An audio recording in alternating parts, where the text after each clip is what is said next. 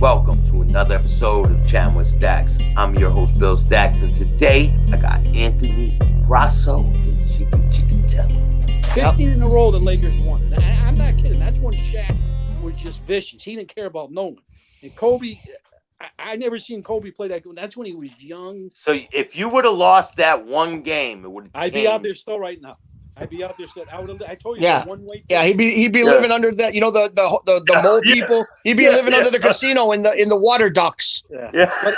But underground. And I'll tell you another couple stories. Before I used to go there, I used to get free rooms. As soon as you don't have enough money, you don't free a room. There was like 6 times I got walked out of the casino by the casino host. Anthony, you got no money, you're out. They used to walk me out. So I know what it's like to be way down, hiding in a whole parking lot. So I know what it's like to be way down on the streets, walking around in Las Vegas with nothing. Good thing I had a couple of friends that helped me out to get back to Springfield. My brothers, they're great brothers. They do anything for me, but they're nothing like me. But like I said, when I had the 300,000, when I was coming back, and Charlie gave me the 1,000. So right off the bat, I'm in the airport. I go through it with all that money. I'm nervous. Then I think you went through with all that money. They could have took it. Remember, right? Back in the day, they never checked anything. Because, they didn't check back then.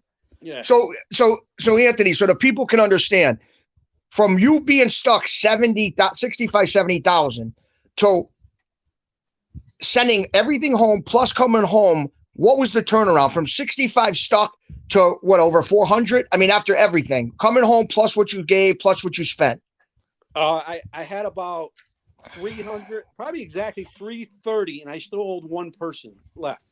So I remember when he showed up, I won't mention no names. I remember when he showed up, I gave him the money and I gave everyone extra, an extra couple thousand, 2,000. Yeah. And I just didn't pay it off. I took care of everyone, give extra. I remember he was in a car with a couple of friends. I said, listen, take these guys out to eat nice. And I told him, I said flat out, please don't take another bet from me again.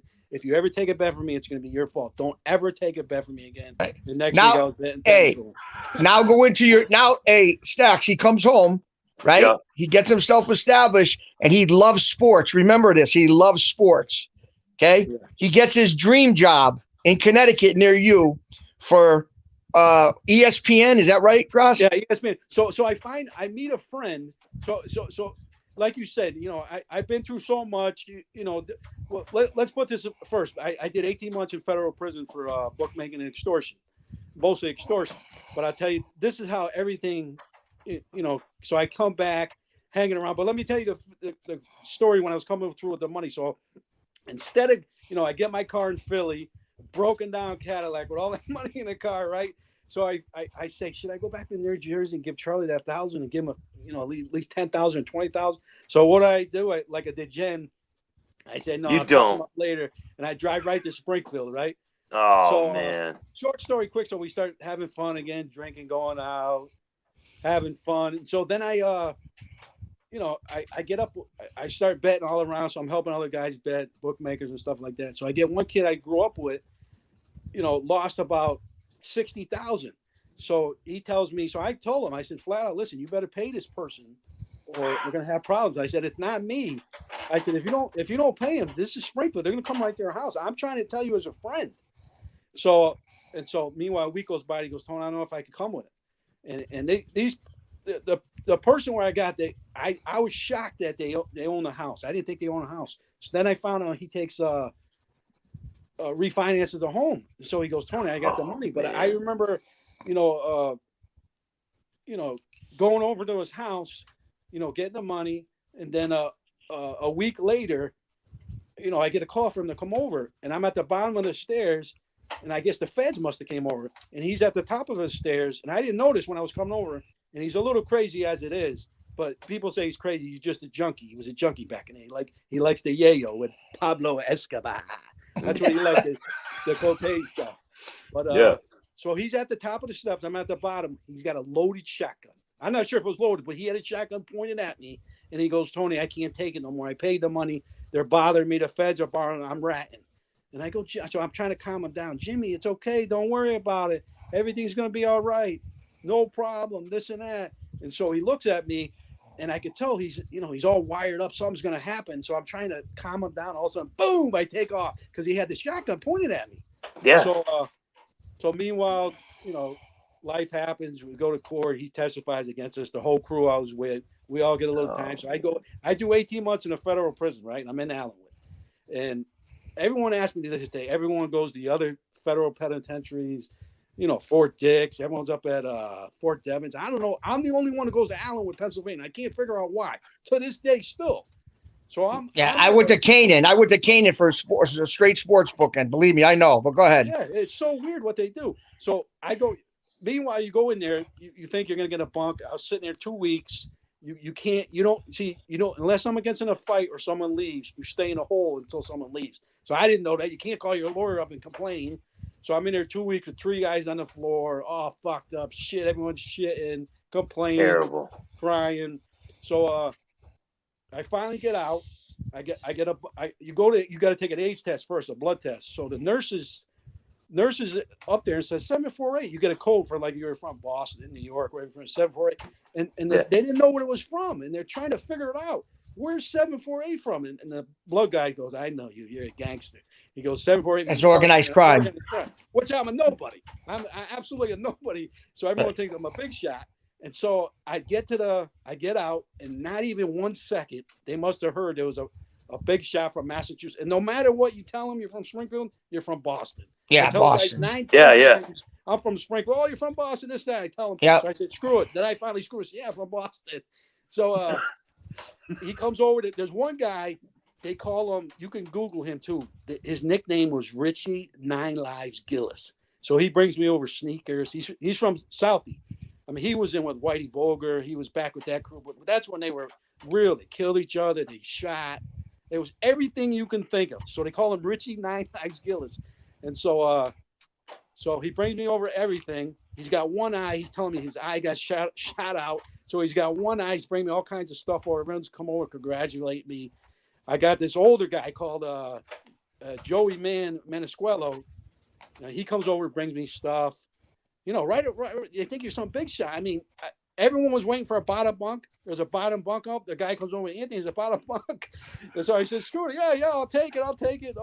And then next thing you know, you're living the high life there and shit. Yeah, I had it all. I mean, those Tell guys, them who you run it. Tell them who you became friends with and ran into. So we're playing sports. The Spanish kids love me. Softball. I was an unbelievable athlete. So then one blood guy asked me to play football.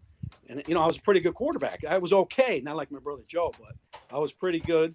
So meanwhile, I'm playing sports over there. And I see this older Italian guy, not older, like younger Italian guy, good looking, tall. He just had if you can just say a presence, how when you see a presence, this guy had a presence to him. I mean, he kept looking at me. And all of a sudden I see him 12, 13 guys following him around. And I'm hanging with the Boston guys as it is.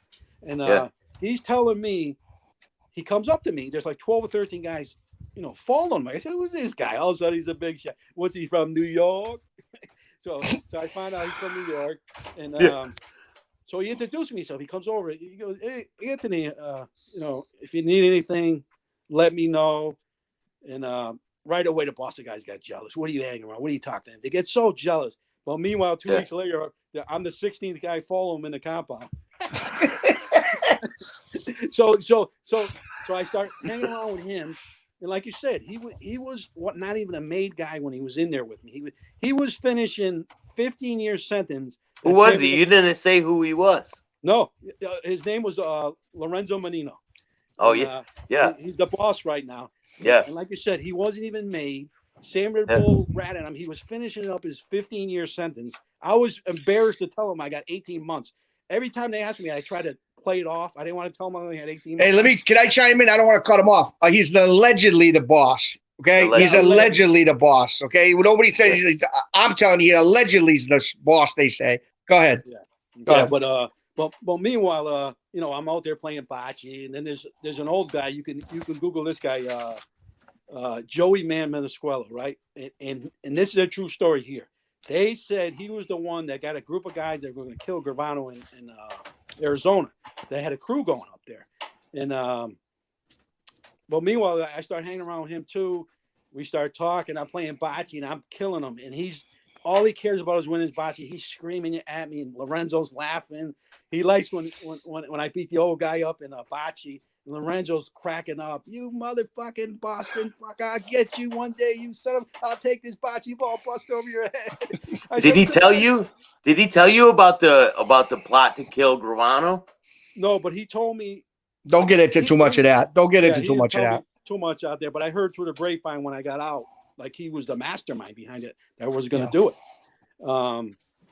But that's all allegedly, though. I don't know about that. Yeah. But I mean, you could Google him. He was big time too. I mean, I heard stories about it again, but he was doing 15 years. Like mostly all the guys, Sammy the Bull Gravano there was like 3 or 4 guys in there was finishing up their 15-year sentence, and I couldn't believe it. I just couldn't believe the people I was in there with.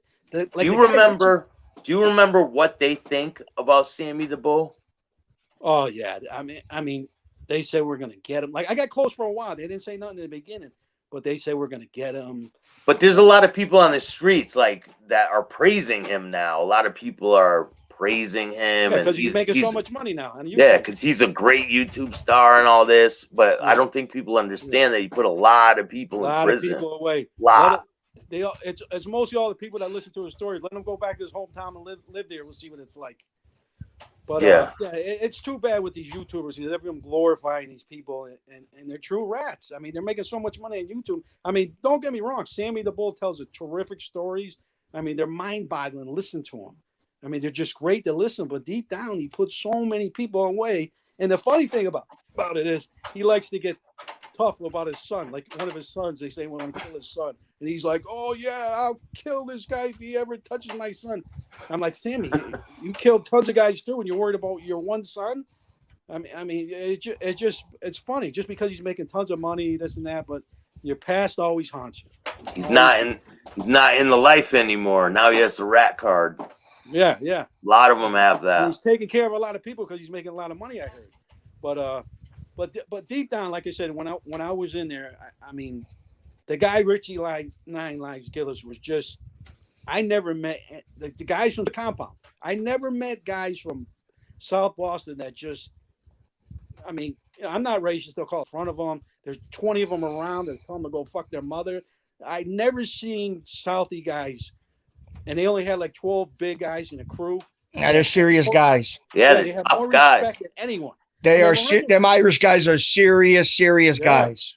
Don't let no one fool you about the Boston, Southie, Charlestown Irish guys. They're serious guys. And anyone who's ever been in a federal prison will tell you the same thing.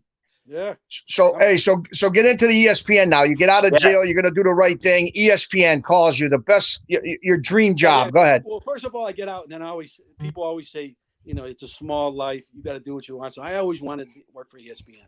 So I find a friend who I was in prison with. So I start hanging around with his girlfriend. Does a temp agency. So I applied a temp agency to get ESPN. So I get in. And there. I don't know if people know, but I live right next to ESPN. Like I drive by it every day. They keep buying streets. When I was there, they kept buying streets. They complain they're broke. They keep buying streets, but it's a sexual harassment that's killing them. I mean, they hired so much money for the talent. They hired the most beautiful girls in the world, paying dirt cheap. So I'm there as a temp agency. I'm working in the videotape library, right? And so, you know, I'm laughing. You know, I say, I can't believe I'm in here. So I'm only working as a temp, and I'm getting $300. You know, back then $300 is nothing. But I remember the videotape library. You got to have a bicycle to go around. That's how big the library is. I'm like, this is fun. So I'm laughing over the shit I've been through. No one knows what I'm going through. So I'm meeting all kinds of people. So I meet one guy, right? And this is how much of a small world this is. Okay, you ready for this one? I meet an Italian guy there who, do you remember the guy? He ends up working there. He's a writer. He does something against the guy from name Lynn. Remember Jeremy Lin from the Knicks? He calls him like an Asian name, made fun of him or something.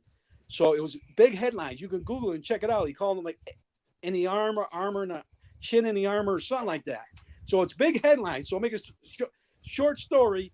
He ends up getting fired. I think I do remember that.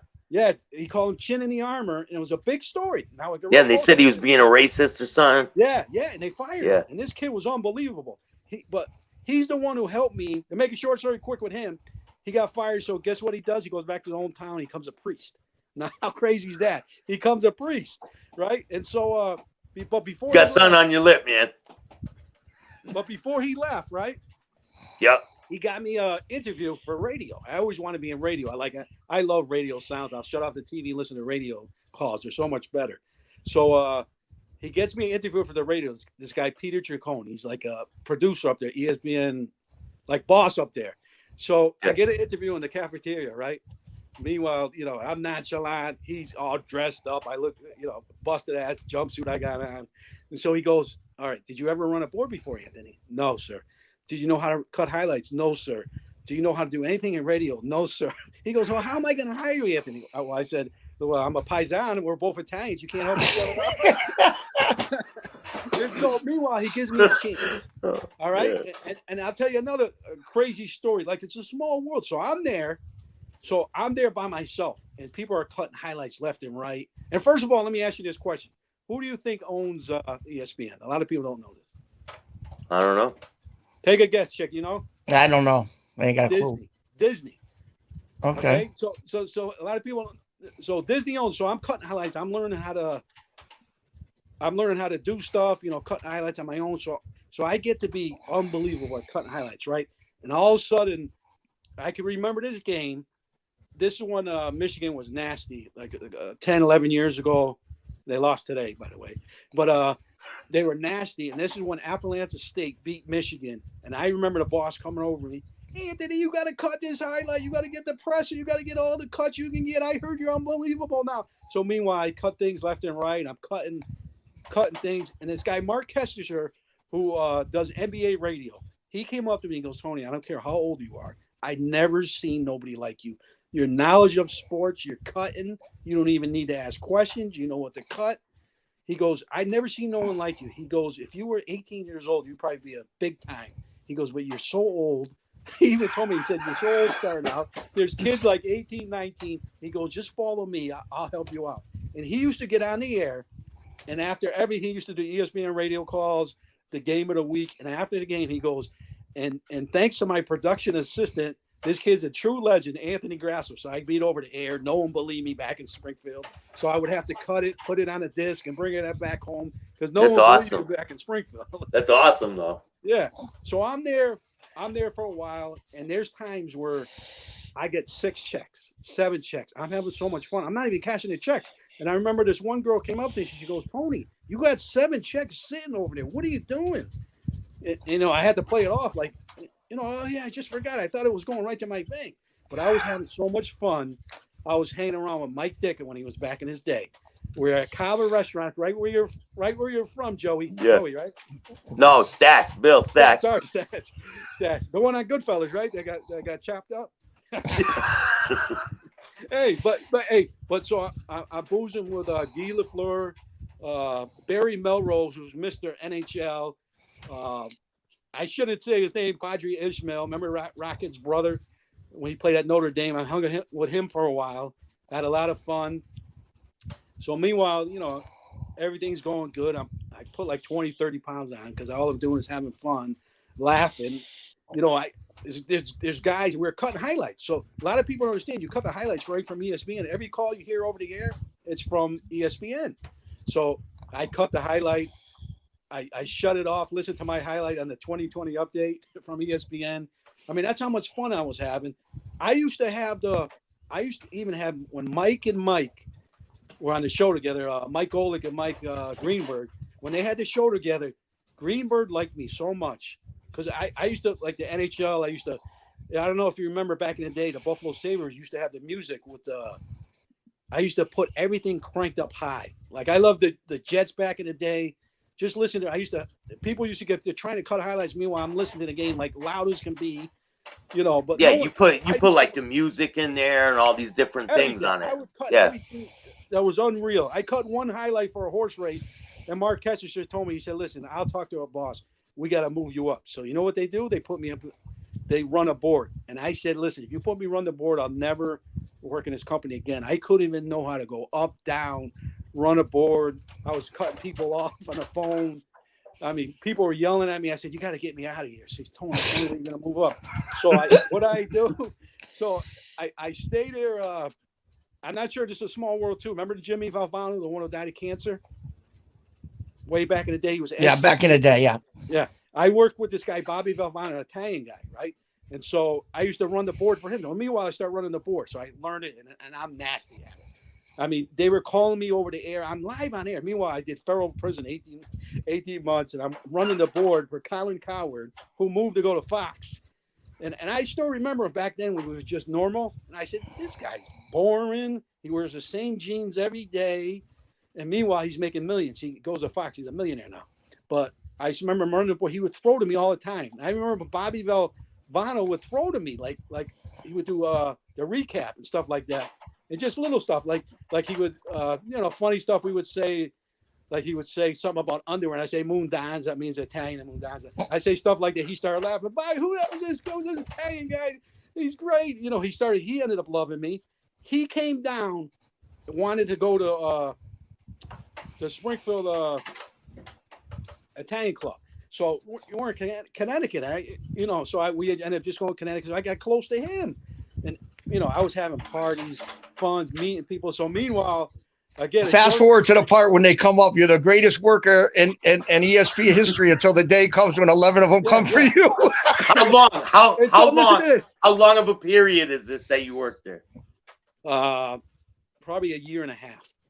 And I'm not kidding. Oh, so you're good with people. People love me. So I still remember my memory is unbelievable. So I still remember this older lady who would always praise me and said, "Tony, man, we got to find a spot. You're so good."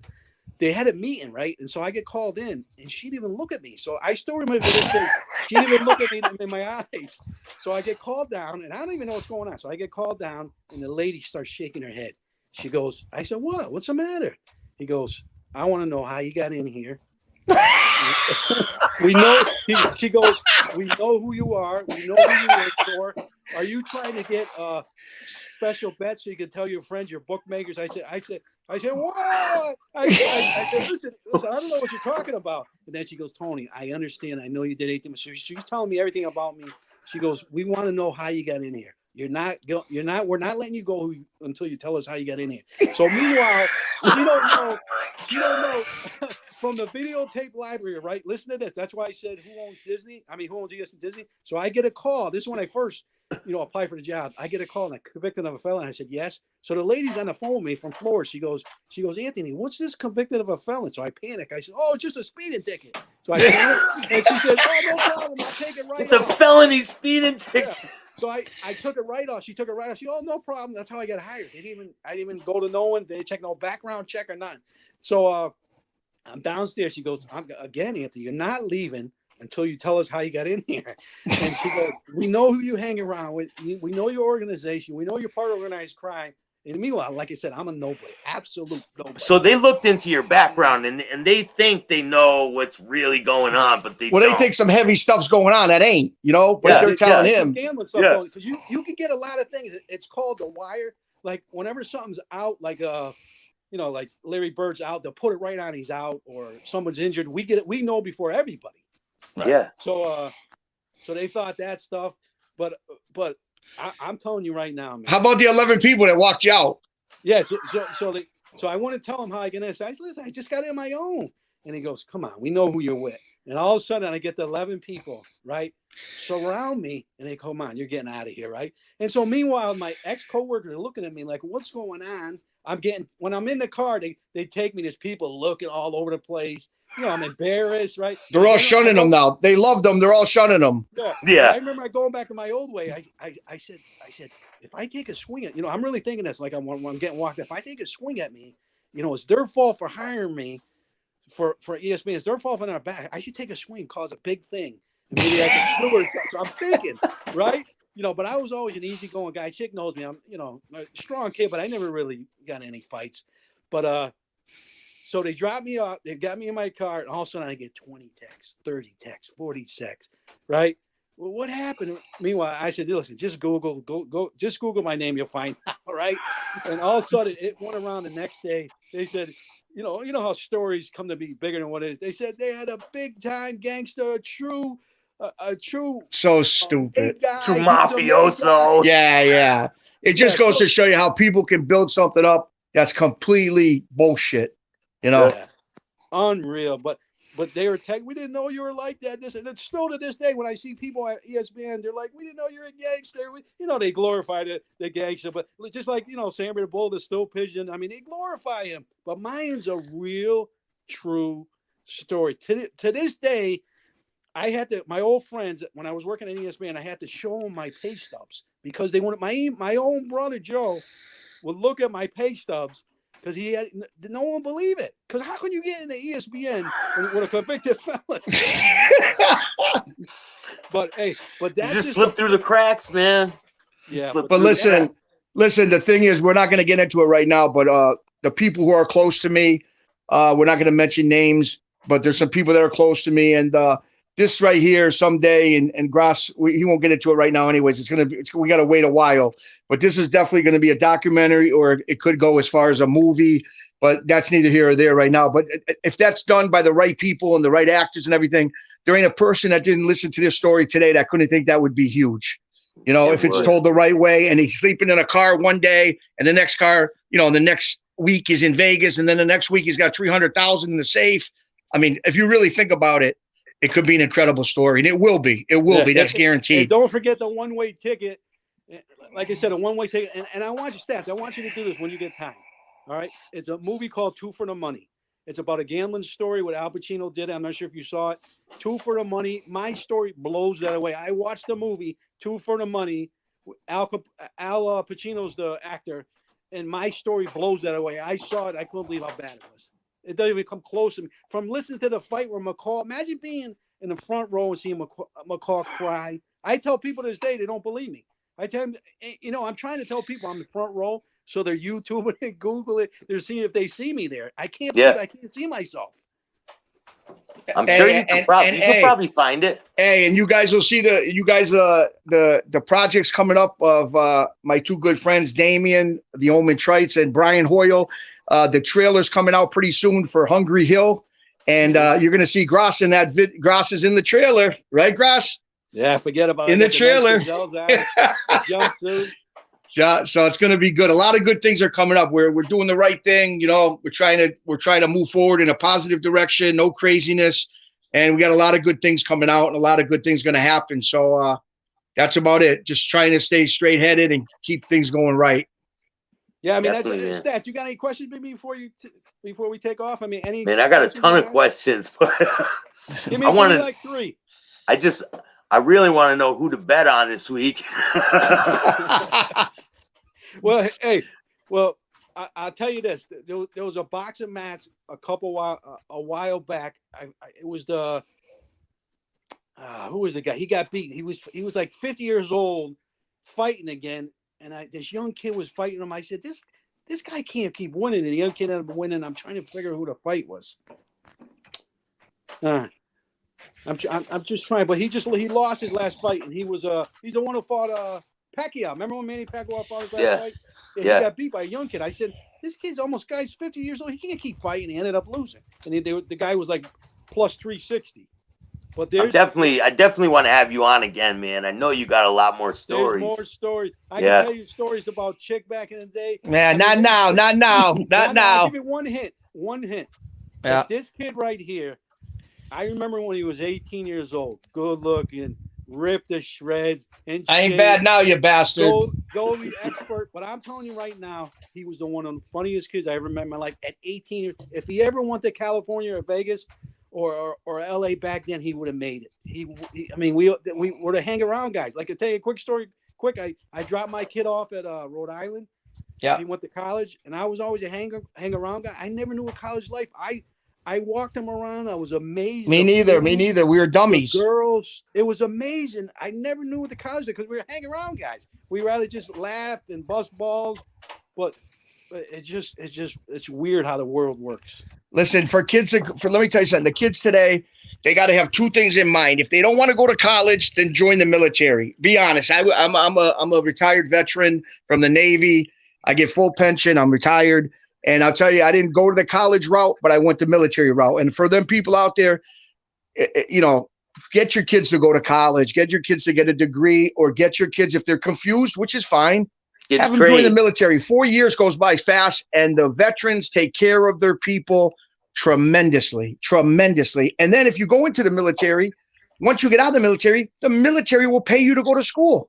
So you can get, two birds with one stone. And I'm telling you, the military is incredible. And I have nothing but respect for any young kid or anybody that goes into the military today that's in the wrong direction.